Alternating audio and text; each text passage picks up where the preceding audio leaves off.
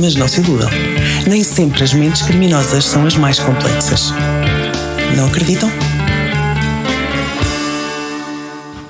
Olá, bem-vindos ao novo episódio do nosso podcast Nas Teias da Mente. Eu sou a Joana Kabuki, tenho comigo Cristina Soeiro. Olá, Cristina. A todos. Hoje temos uma novidade para vos dar, é que nós passamos a contar a partir deste episódio com o apoio da ETIC, que é uma escola de tecnologias, inovação e criação em Lisboa, que nos disponibilizou o seu estúdio de gravação para podermos gravar os nossos episódios, e estamos muito agradecidas à ETIC por esta possibilidade. Dizer-vos que a ETIC tem áreas de formação práticas na área da animação, cinema, televisão, fotografia, comunicação, marketing, design, moda, enfim, é todo um mundo criativo para onde quem quer estudar alguma destas áreas poderá vir e vai ver que não se vai arrepender. Antes de passarmos ao nosso tema de hoje, queríamos dar-vos feedback, ou melhor, queríamos agradecer o feedback que já nos deram, porque nós estamos a gravar o 4º episódio e no ar já temos os 2 primeiros. E por isso já tivemos alguns comentários e mensagens de incentivo a este nosso projeto, que nos deixaram muito felizes. É sobretudo muito bom saber que está alguém desse lado a ouvir-nos, e por isso queríamos incentivar que continuassem a fazê-lo. Enviem-nos as vossas ideias, as vossas sugestões. Algumas delas foram especialmente motivadoras. Muitas das pessoas disseram-nos que sabe sempre a pouco, gostavam de nos ouvir mais tempo. Nós não queremos maçar as pessoas com tempo demais, porque sabemos que o tempo é escasso.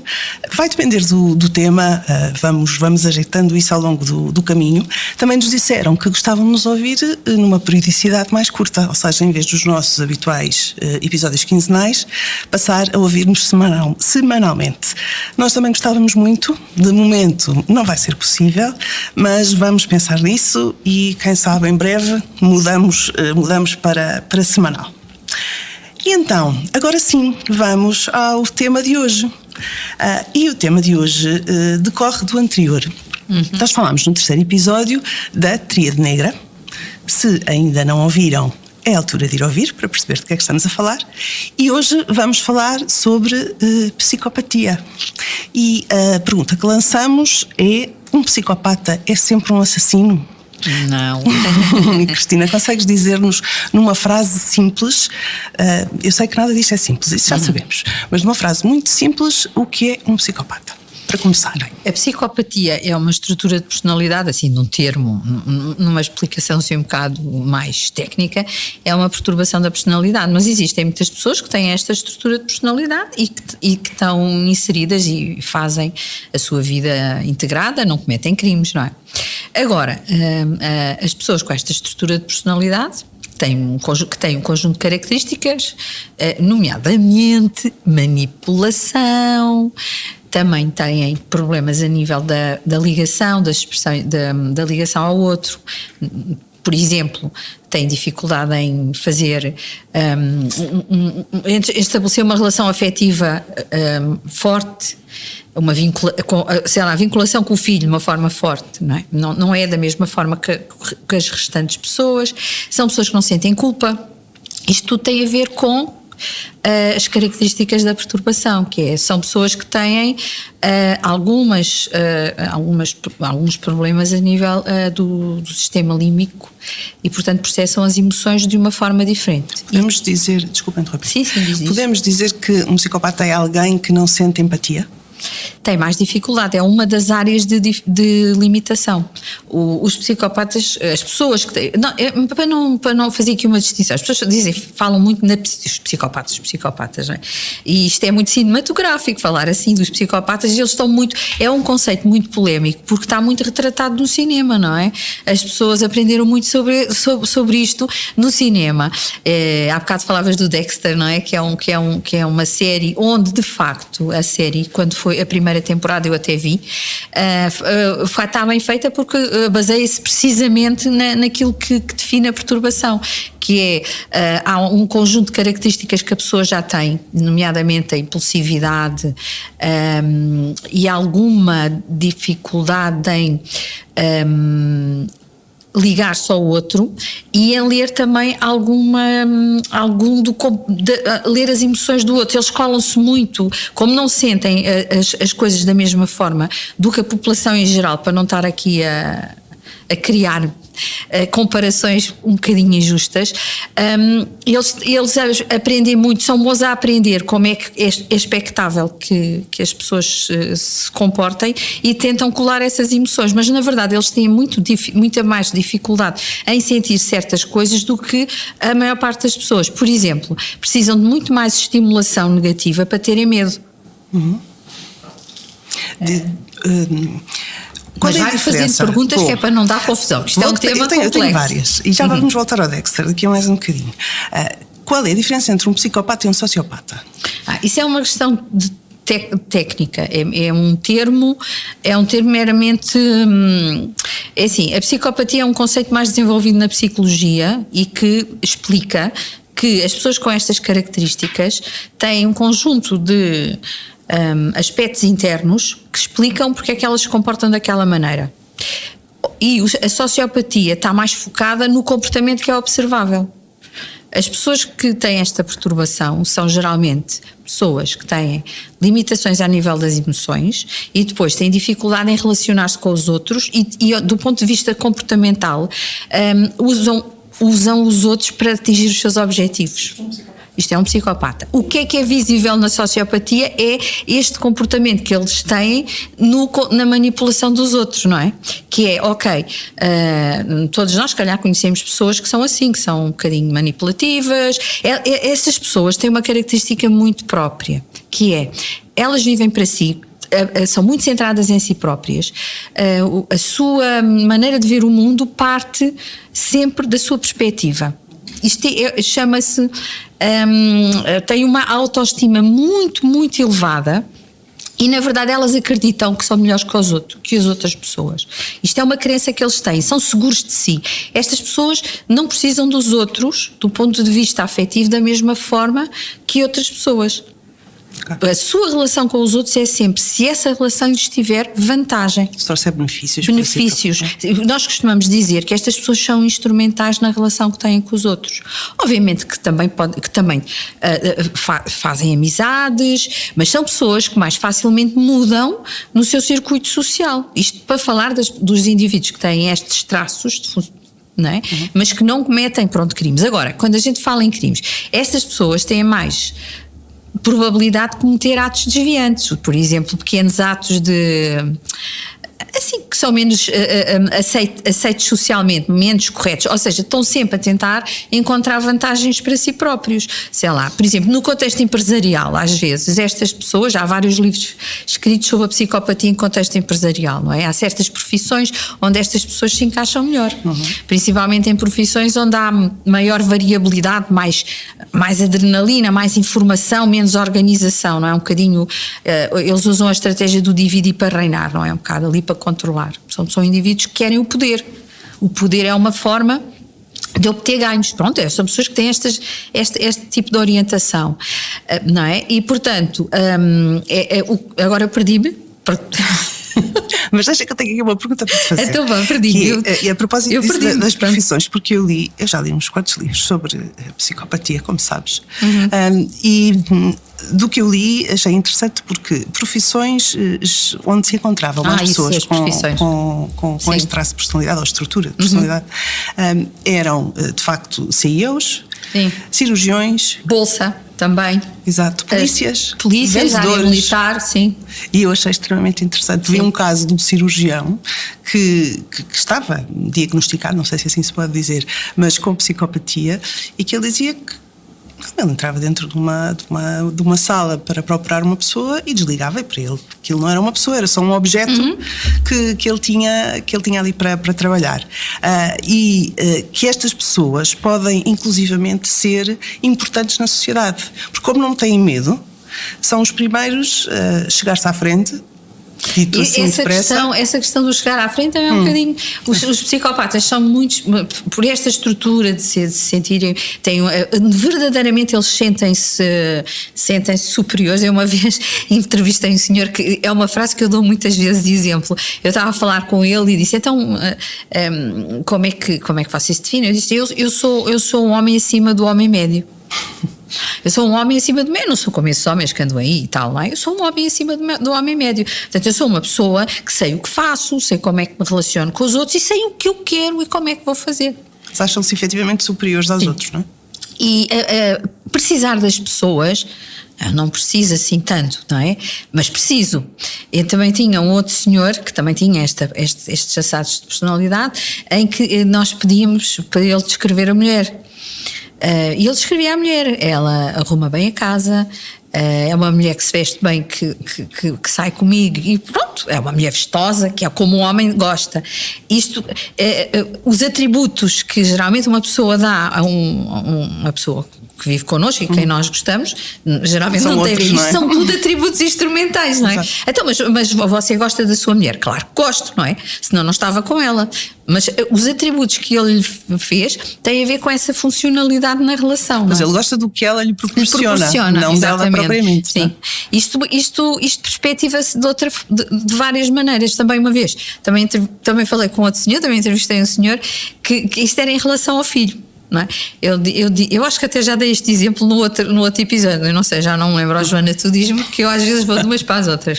Não tem mal, não tem. E estávamos a falar sobre a relação do filho e ela, em determinado momento, disse-me assim: mas eu já não vejo o meu filho há 2 anos, não é? E eu devo ter feito aquela cara 56, porque a gente tem que ter a cara de póquer, não é? Poker face, não. E ele diz-me assim: mas espera lá, as saudades não vêm logo assim, não é? Portanto, mas nas pessoas em geral, as saudades a saudade é um sentimento de ligação ao outro que não está perto de nós por qualquer razão e, portanto, este comportamento é um comportamento que ele colou porque ele, na verdade, não tinha essa necessidade, não é? Há 2 anos não via o filho e, portanto, achava que as saudades é uma coisa que vem assim depois, não é? Pronto, isto são as várias perspectivas e são exemplos que eu posso dar de como é que estas pessoas se comportam, não é? E agora, por curiosidade, essas pessoas que entrevistaste, se entrevistaste eventualmente é porque elas estavam presas, não é? Sim, algumas, ou seja, se calhar tinham morto alguém, é isso? Não, essa é uma questão interessante. Agora passamos a falar um bocadinho da psicopatia e o comportamento criminal. Existe o mito de que os psicopatas são os homicídios em série, não é? E convém aqui falar um bocadinho sobre isso. O homicídio em série é uma forma de homicídio muito rara. Em algumas culturas é mais prevalente, não é? Norte-americana, por exemplo, mas nós na Europa temos menor prevalência disso. E o homicídio em série pode estar associado à psicopatia, mas geralmente os indivíduos que têm este tipo de comportamento apresentam, nós chamamos de comorbilidade, que é uma associação a um quadro clínico complexo que conjugam a psicopatia, com personalidade sádica, com também alguma ligação à parte, sei lá, uma psicose, não é? Que faz com que estes indivíduos tenham um comportamento bizarro ao extremo e façam todos aqueles crimes que às vezes que são levados ao máximo nos filmes, não é? Pronto. Na verdade, a realidade felizmente não é assim, não é? Em Portugal nós temos fraca incidência deste tipo de comportamentos na esfera do homicídio, mas os homicidas em série são então pessoas que têm um conjunto de características que são pouco frequentes a ocorrerem em simultâneo, por isso é que não são tão comuns. É interessante pensar porque é que existem culturas onde há mais incidência disso, não é? Pronto. Terá a ver com fatores culturais e fatores genéticos. Também são muitos, não é? Na América eles são muitos, é natural que haja mais psicopatas e mais há aqui uma questão interessante. Os estudos mais recentes mostram que determinado tipo de perturbações da personalidade, nomeadamente a psicopatia, tem uma forte influência genética. Ou seja, há a parte genética e muito focada em determinado tipo de neurotransmissores, nomeadamente a dopamina. E é muito engraçado, eu estava há pouco tempo a ler um artigo sobre isso e eles dizem que é a relação entre a parte genética e o ambiente. Esta relação os indivíduos com determinadas características que são herdadas geneticamente em termos da personalidade, num determinado ambiente positivo, eles têm a mesma, são indivíduos à mesma, com algumas dificuldades em interagir com os outros, têm menos níveis, um nível mais baixo de empatia, têm, por exemplo, são mais instrumentais na relação com os outros, por isso têm muito mais namorados ou namoradas, não se conseguem envolver, têm relações tão fortes do ponto de vista afetivo, não é? Mas conseguem inserir-se socialmente e ter uma vida dentro daquilo que é o socialmente aceitável, vamos dizer assim. Mas depois temos outras pessoas com estas características que em meios menos positivos, não é? Estas características da personalidade levam, porque a psicopatia é algo que não surge na idade adulta.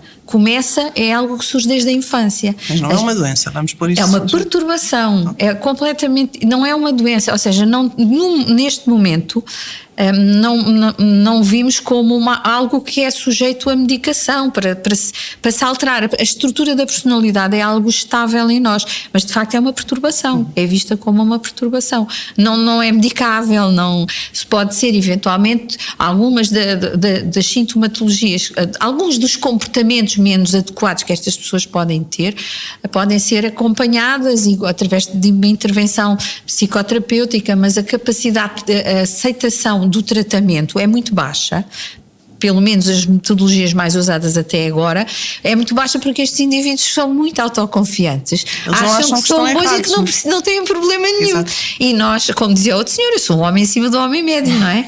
E portanto, porque é que eu hei precisar de alguma coisa que seja? Portanto, esta perturbação faz com que estas pessoas, na verdade, alguém dizia que de facto eles não, ao contrário, por exemplo, dos narcísicos, eles não precisam das pessoas da mesma maneira. Às vezes as vítimas destas pessoas, porque eles vitimizam os outros, não é? Ao utilizarem as pessoas de uma forma perfeitamente injusta, não é? Que é a pessoa deu tudo e depois quando já não precisam delas descartam, não é? Estes indivíduos a gente diz, ele vai acabar sozinho. Não é problema para o psicopata. A pessoa não sente isso dessa forma, pelo menos pela forma como eles descrevem as suas relações e a mudança de contextos sociais que muitas vezes ocorrem, não é? Pronto. Diz-me uma outra coisa. Há pouco estávamos a dizer que os psicopatas, poucos são assassinos, felizmente, não é? Sim, voltando. Portanto, aqui à parte criminal. Aqui um bocadinho mais atrás. Significa que a psicopatia é assim uma espécie de espectro, não é isso? Pode ser mais ou menos psicopata? Podes. Nós, por exemplo, no ponto de vista da avaliação do comportamento criminal, nós usamos um instrumento que avalia o nível o nível de presença da perturbação. Isso tu podes ter algumas características, por exemplo, a manipulação, são várias as características que medem a presença desta perturbação num contínuo. Por exemplo, características como a manipulação, o mentir patológico, uma coisa que nós chamamos o charme superficial, que estes indivíduos geralmente falam muito bem, não é? Nas primeiras interações parecem muito credíveis, mas depois a seguir cai a máscara, por isso é que falam um bocadinho que o indivíduo parece que tem uma máscara, não é? São indivíduos também que não assumem a responsabilidade, porque é muito típico, lá está, são centrados, eles são bons, o erro está sempre fora, o exterior é que é sempre o culpado de tudo o que ocorreu, não tem nada a ver com eles não têm essa responsabilidade. Só para teres a ideia, uma vez também estava a falar com um senhor que dizia o seguinte: eu tive 2 filhos, ela é que os teve, os pais que paguem as despesas da escola, eu não tenho nada a ver com isso. E nós dizíamos assim, então, mas você é o pai, está bem, eu sou o pai, então, mas ela que os teve, não é? E depois ficamos naquela discussão. De facto, é uma maneira completamente de não querer assumir a responsabilidade. Ele sabe, estes indivíduos não são, portanto, têm um nível de inteligência prática até às vezes um bocadinho acima da média, não tanto a abstrata, mas a prática, não é? Portanto, eles sabem muito bem, eles têm o conhecimento da realidade, só que a perspectiva, isto tem sempre a ver, a perspectiva é sempre sempre relativa, tem sempre a ver com o nosso quadro cognitivo e emocional, não é? E portanto eles veem sempre as coisas de uma maneira muito centrada nas suas razões, e o mundo é sempre a partir deles. Eles não sabem o que é o amor, como nós o entendemos. O amor, se calhar, todos nós o sentimos de uma maneira própria, sim, não é? Mas o que eu penso da interpretação que fazemos dos estudos é que a maneira como eles se ligam às pessoas não, até porque, por exemplo, a ligação tem muito a ver com aspectos também aspectos genéticos e bioquímicos e hormonais, e eles de facto têm alterações a esse nível. Portanto, há aqui uma base biológica que explica também que explica esta perturbação e que faz com que as suas reações sejam assim, como se fossem são padronizadas. Eles têm uma maneira de se comportar que lá está, que existe uma forma até de ser mais. Se nós começarmos a ter interações com pessoas destas e começarmos a estudar o assunto, depois começamos a ver que aquela pessoa. Eu quando comecei a trabalhar nesta área e a fazer o trabalho que faço como psicóloga forense, houve um dia que eu fiquei, vou dizer a palavra errada, encantada, e disse: pá, isto parece o livro que eu estive a ler, não é? Que estive a estudar, não é? Porque parece que há ali um padrão que se repete, apesar dos indivíduos serem outros e das histórias serem outras, mas a maneira de agir, a maneira de explicar acaba por ser ali um bocadinho padronizada. Mas eu, voltando à pergunta que tu me fizeste, é possível sim. Nós medimos a presença da psicopatia até através da identificação de um conjunto de características. Eu já dei o exemplo de algumas: a falta de responsabilidade, a ausência de remorsos e tudo isso, e depois há um contínuo. Portanto, nós podemos ter um conjunto de características que soma, por exemplo, imagina 14, aquilo a escala o máximo que dá é 40, e quando chegas ao 20 então é moderado e depois vai até ao nível mais elevado, não é? Portanto, e que nos dá uma ideia se a pessoa se identificamos a perturbação e onde é que o problema daquela pessoa reside, porque há pessoas que são mais manipulativas, tendo os traços psicopáticos se caracterizam por serem mais manipulativas, outras mas têm um sentido assim de responsabilidade um bocadinho mais organizado, outras não, são completamente mesmo como se fosse um by the book, com todas as problemáticas que são associadas a este tipo de indivíduos, que é, onde é que se reflete? A perturbação tem esta visibilidade porque tem muitos custos sociais, e é este o grande problema das pessoas com este tipo de características. Tem muitos custos sociais, tem muitos custos na família, porque estes indivíduos, promovem relações familiares também não muito intensas, não muito empáticas com as suas crianças, não é? Pronto, com as suas crianças, com os seus parceiros e parceiras. No trabalho, não é? São indivíduos que usam os outros e descartam os outros se for preciso. Facilmente, e a família e as pessoas que estão em redor, não é? E muitas vezes estas pessoas, quando têm forte necessidade de poder e são muito autoconfiantes e às vezes são muito boas a comunicar, acabam por ter cargos de responsabilidade. Mas há aqui uma outra característica que eles têm, é que estas pessoas são tão autoconfiantes mas não gostam muito de trabalhar. Portanto, o que eles fazem mesmo é usar estratégias para ganhar pessoal, usando os outros para fazer isso. Isso isso tem às vezes custos muito grandes, porque uma pessoa esforça-se às vezes muito, não é? E depois o outro pega no trabalho que faz e usa aquilo para a sua promoção pessoal. Já viste isto algumas vezes, não é? Eu já vi isso durante uns tempos. E não estamos a falar de comportamento criminal. Às vezes eu digo, às vezes quando o indivíduo tem uma estrutura psicopática e comete um crime, pronto, é naquela esfera, cometeu o crime, não é? É naquela esfera ali, e parece que a questão está individualizada ali naquela componente, mas na verdade quando nós saímos depois para aquilo que nós chamamos os psicopatas inseridos ou bem sucedidos, Pode-se dizer psicopata nós usamos funcional. a expressão psicopatia bem sucedida. Okay. A psicopatia bem-sucedida, e uma das coisas que está, pronto, que é uma área de estudo agora até já há algum tempo com interesse, é tentar perceber o que é que leva os psicopatas, o que é que distingue os psicopatas bem-sucedidos dos não bem-sucedidos, não é? E parece que tem muito a ver com aquilo que eu há bocado estava a dizer, que é a relação entre a componente genética, que está na base das características, com o facto de ter, por exemplo, pais que fizeram supervisão, que apostaram na orientação da pessoa e, portanto, promoveram ali um bocadinho também a ligação, porque a empatia, pronto, não, é algo que faz, que é interno, não é? Que é uma coisa que não se treina, mas pode-se explorar emocionalmente algumas capacidades positivas na pessoa e pronto, e a pessoa conseguir ter uma vida assertiva. Voltamos ao que dissemos no segundo episódio, salvo erro, que é quem cresce num ambiente de amor, a probabilidade de ser um adulto saudável e bem inserido é muito maior. Claro que sim, sem dúvida. Eu li coisas interessantes sobre os psicopatas, nomeadamente isso que dizias há pouco, de que eles aprendem. Eles aprendem o que devem fazer, não é?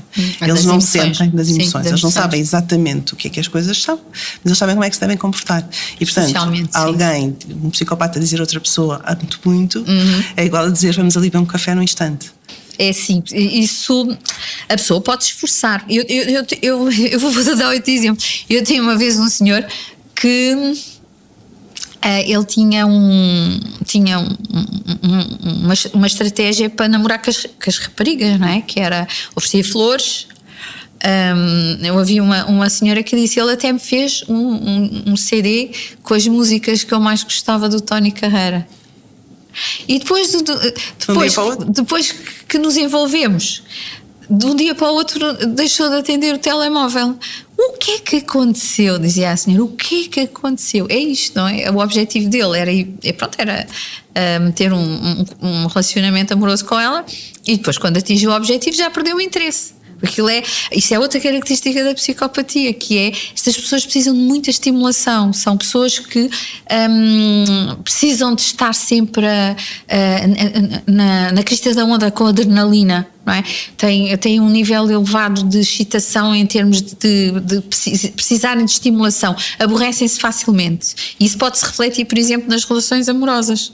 Mas vão ter que, sempre encontrar novas conquistas. Novas conquistas, novos amores que depois, quando se atinge a parte química, não é? Que é a parte.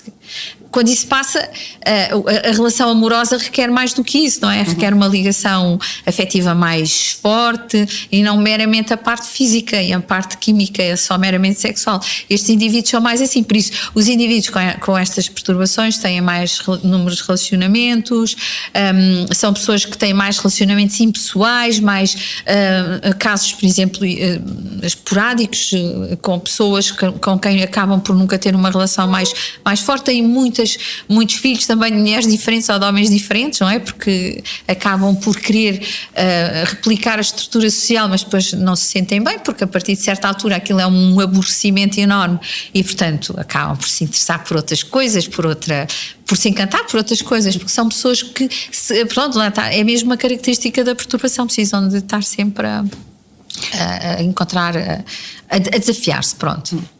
Duas curiosidades que eu li, diz-me se são verdadeiras. Os psicopatas pestanejam menos? Pois, isso são os indicadores porque tem a ver com o interesse, não é? É como os bebés, quando estão interessados, chucham mais na Xuxa. Depois, quando o estímulo deixa de ser interessante, já, não é? Portanto, tem a ver com o movimento de atenção, que são os movimentos involuntários. Isso também tem a ver com o facto deles as coisas normais não lhes são assim tão interessantes. Uma coisa para ser inovadora tem que ser, sempre tem a ver com o interesse da pessoa, mas pode ter a ver com isso, pode ter a ver, são indicadores comportamentais. Todas as pessoas que nos estão a ouvir estão a pensar, eu tenho que começar a reparar. Isso é difícil de medir, isso é preciso uma câmara numa velocidade, era que isso fosse tão simples. Mas há outro que é mais fácil, que eu também li e que me vais dizer se é verdade, que é o bocejo. Que os psicopatas, nós normalmente, quando alguém boceja ao pé de nós, temos tendência a bocejar. Aliás, os primatas fazem isto. E os psicopatas não, é verdade? Não, pois tem também a ver com essa parte. Esta é boa para verificar. Mas há pessoas que Há pessoas Eu só de falar nisto já me estava à vontade a de vontade de fechar. fechar. Dois, isso tem a ver também com o padrão emocional, não é? Com as tais diferenças a nível de sentir, de expressar as emoções, porque isso tem uma base biológica, não é? Portanto, tem a ver com essa ideia da empatia, do eu me rever no outro, do eu olhar para o outro e querer replicar. Eu acho que é mais simples do que isso. É porque nós temos muitas coisas que têm a ver com reações mais químicas, não é? O nosso cérebro a parte mais animalesca, acho que é mais, não é? Que é a parte mais simples, aqui atrás, a parte do sistema límbico, e eles têm lesões aí, portanto, têm problemas aí, é aí que reside a dificuldade que eles têm de experienciar as emoções. Pronto, nós todos temos experiência, mas numa intensidade diferente daquilo que as outras pessoas expressam, e reflete-se na maneira como eles reagem. Portanto, eles não têm o mesmo tipo de reciprocidade de resposta, é como se não conseguissem entrar na onda, não é? Porque eles não fazem esse tipo de ligação, mas é uma coisa bem biológica, pelo que os estudos indicam. Muito interessante. Vamos voltar ao Dexter.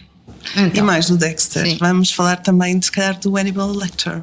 Essa é uma personagem ficcionada, sim, não é? São duas personagens. Sim, que eu achei interessante.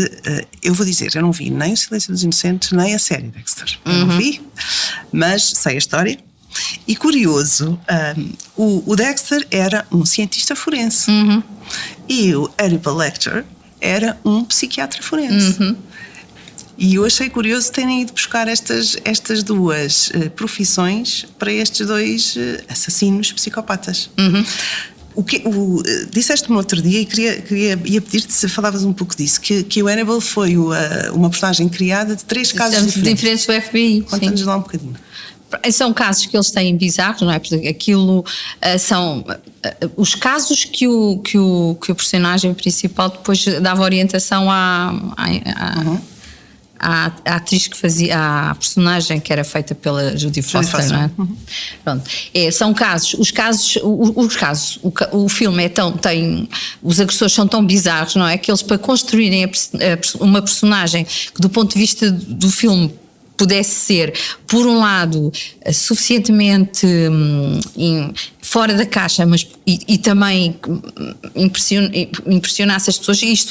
Eu penso que este filme abriu a saga dos filmes dos psicopatas horríveis e tudo mais, não é?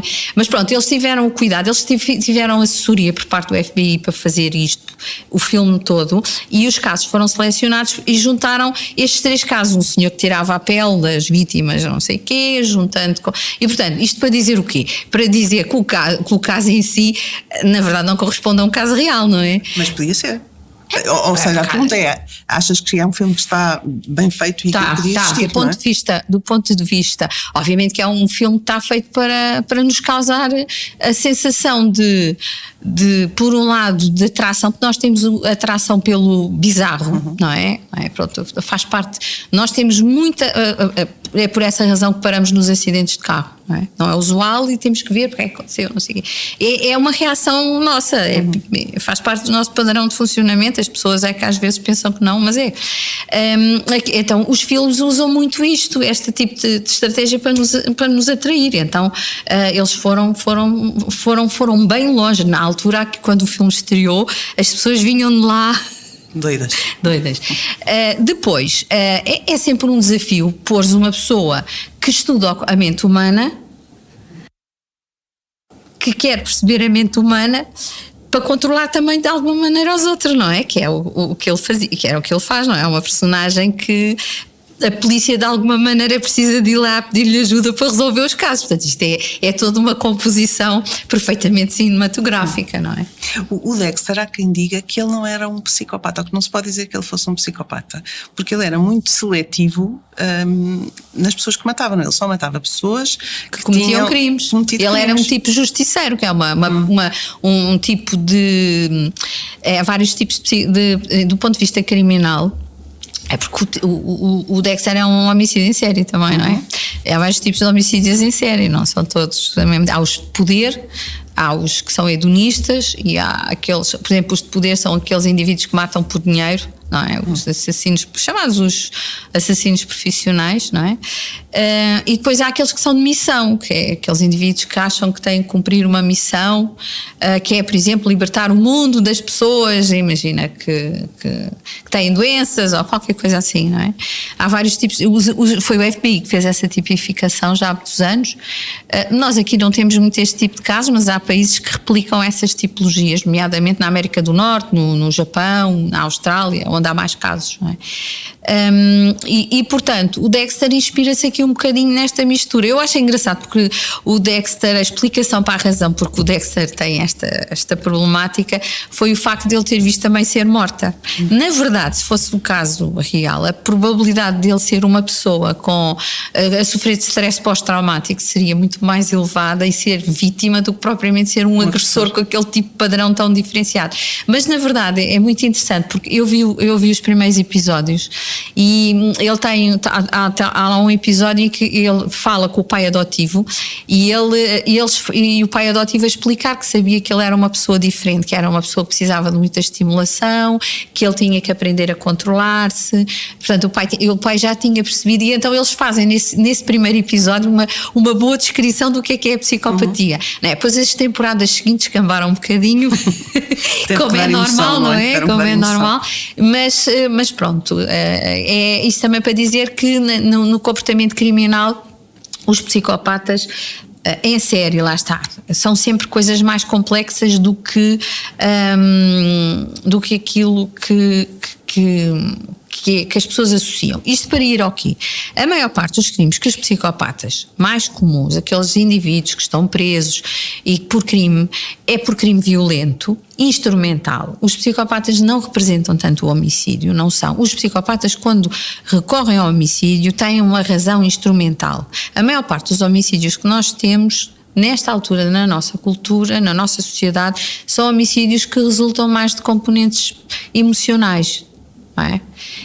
Como os homicídios, por exemplo, nas relações de intimidade, não é? Que resultam da perda de controlo, de padrões de violência, não é?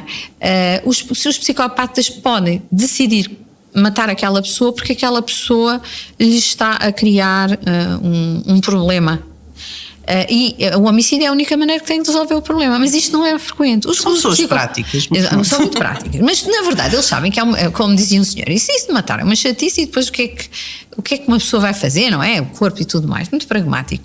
Ele dizia, a melhor maneira lá está, recorrer a outras estratégias de manipulação das pessoas. Portanto, eles também estão representados em crimes como o roubo, como o furto, como as fraudes, essas coisas assim, não é? E acham sempre que nunca vão ser apanhados, e se forem apanhados eles vão dão a volta ao assunto. E tem o seu brio, às vezes, na maneira como explicam a razão porque é que fizeram aquilo e porque é que foram apanhados. Desta vez não correu tão bem, não me organizei tão bem. Mas para a próxima vai correr melhor.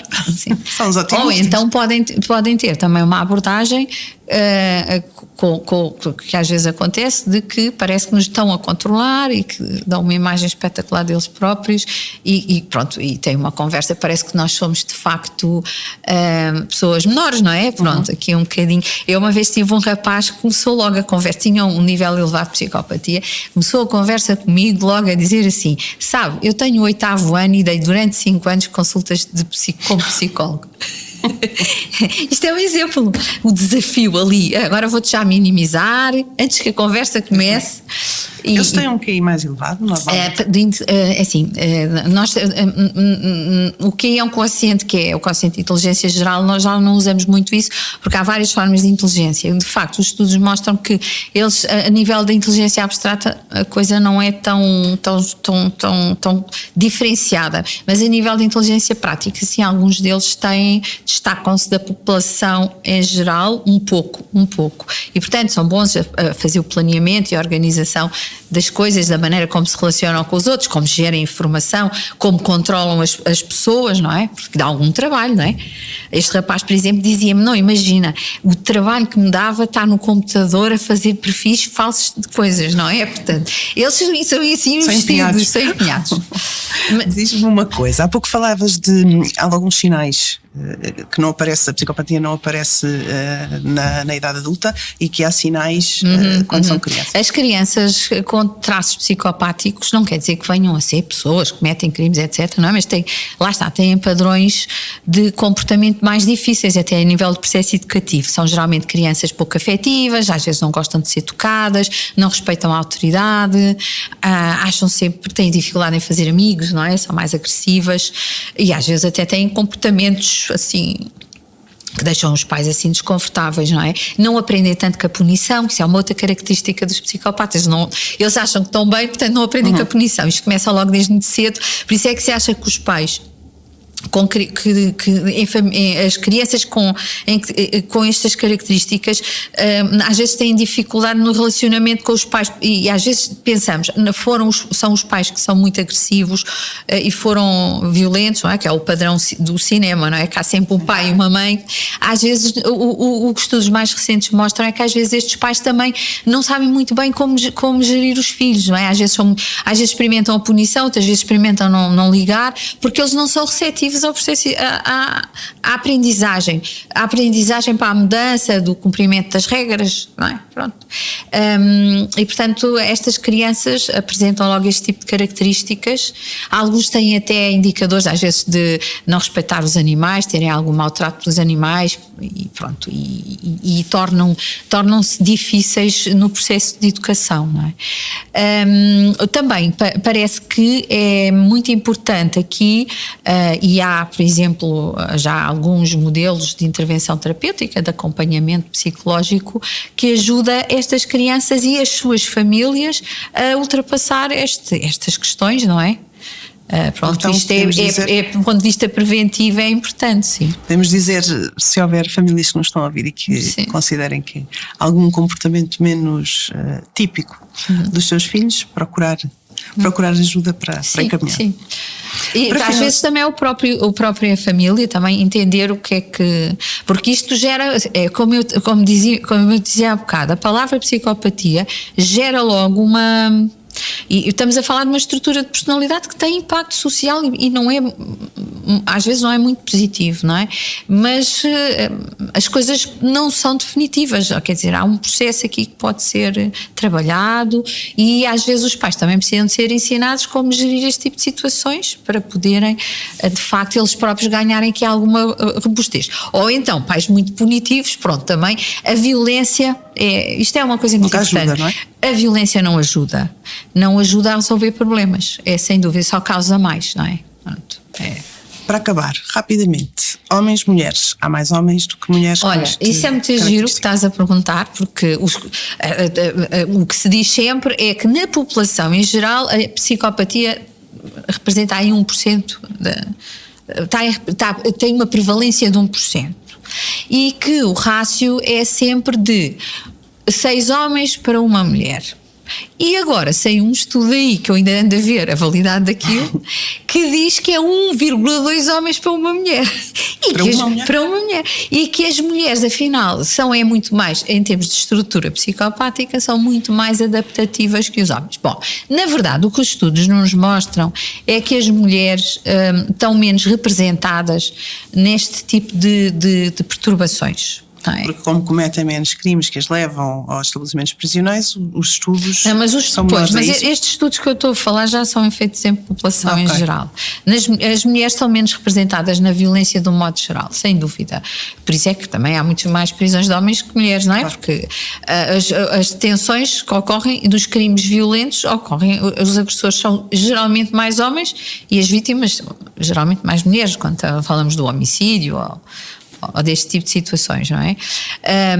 Portanto, é uma questão de género mesmo, a questão da violência. Há uma questão de género, os homens são mais violentos que as mulheres, se bem que se a gente depois for discutir as formas de violência, mas aquela violência física que é mais marcante e mais punida, os homens estão mais representados, as mulheres depois são mais agressivas do ponto de vista psicológico, não é? Mas, no geral, eles cometem mais este tipo de crimes que as mulheres. Agora, de facto, os estudos mostram que as mulheres têm menos prevalência da psicopatia.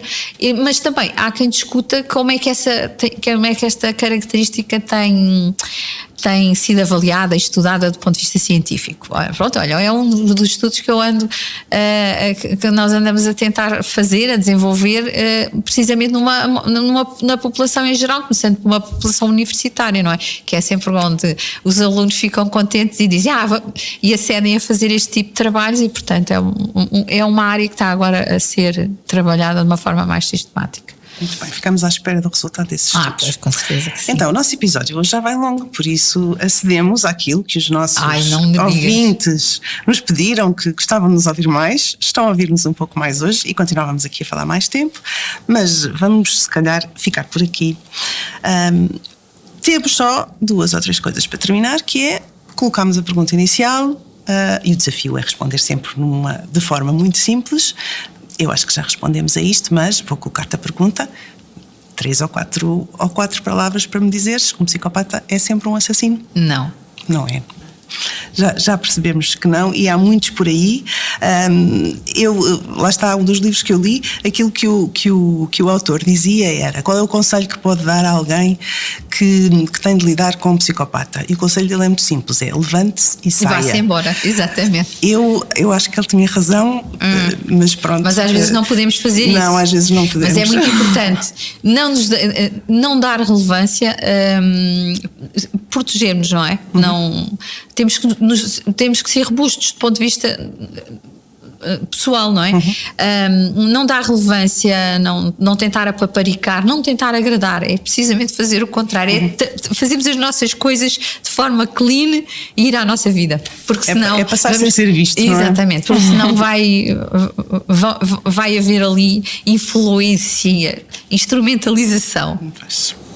Então, escrevam-nos, deixem-nos os vossos comentários, deixem-nos os vossos comentários, agora baralhei aqui o português, no Spotify, no YouTube. É importante para nós, se gostam de nos ouvir, subscrevam o canal do YouTube, avaliem-nos no Spotify, falem connosco por e-mail, por mensagem privada no Instagram, enfim, sigam-nos no Instagram, estamos aqui para vos ouvir. Tema do próximo episódio: um narcísico só se ama a ele próprio? Não vamos responder agora, vai ficar para a próxima. Obrigada por estarem desse lado, até ao próximo episódio.